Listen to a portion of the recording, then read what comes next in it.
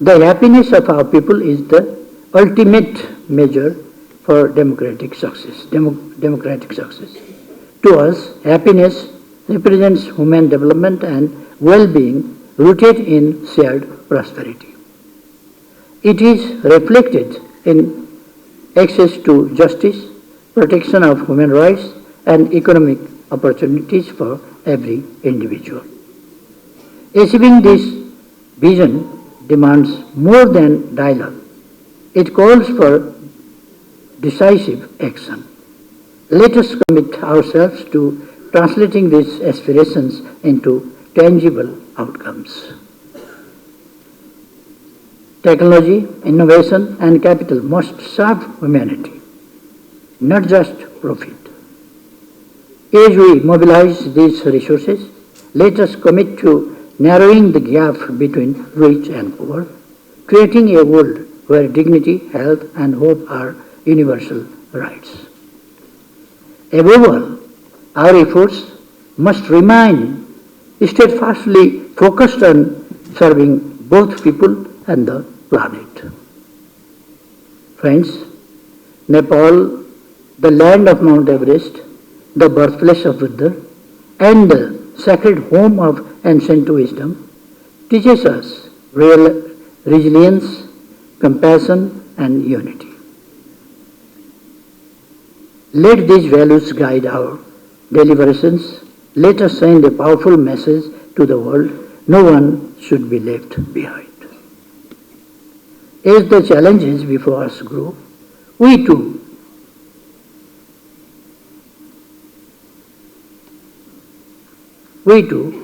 there's the potential for solutions. I trust in your wisdom and leadership to address these pressing issues. Together we can build a more harmonious and prosperous world. Youth will migrate in search of better economic opportunities. As such, Asia today is witnessing several demographic and development issues which we need jointly explore, share and document beneficial policies which will inform academicians, and this is precisely such a forum that I am happy to know that in the larger global context, the sheer imbalance is seen today when it comes to population. In certain parts of world, resources and opportunities around while population is in the declining trend, whereas other part resources and opportunities are limited and insufficient for the growing populations.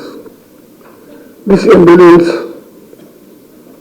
has resulted in the atmosphere of the phenomenon of migration. In addition to managing demographic transition, therefore it is also important to manage migration properly and productivity. They must scale up climate finance to make up for the US $100 billion shortfall and double the adaptation finance by 2025, and ensure fair financial arrangement without condition, constraint, and compliance. Third, we demand grants as our justice to address this crisis. The loss and damage fund must be predictable, simplified, and adequate for LDCs and mountainous countries. Financial deficit is huge in infrastructure. There is an estimate of McKinsey of funding gap of 15 trillion US dollar between global infrastructure needs and spending through 2030, particularly in developing countries, because public finance is insufficient. We must attract private capital and leverage public-private partnership in urban areas. There are no much of industries, chemical producing industries, because tourism is the major business which does not produce carbon in our country. So yeah, we are actually affected by the rest of the world. Our country is 60% green. So we are actually affected by other developed countries, pollution and all. Our mountains, our glaciers are depleting, not because of us, but because of there is China, there is India, there are a lot of other developed countries. Our Constitution underpins universal health coverage, a key SDG objective. It guarantees access to basic health services without cost.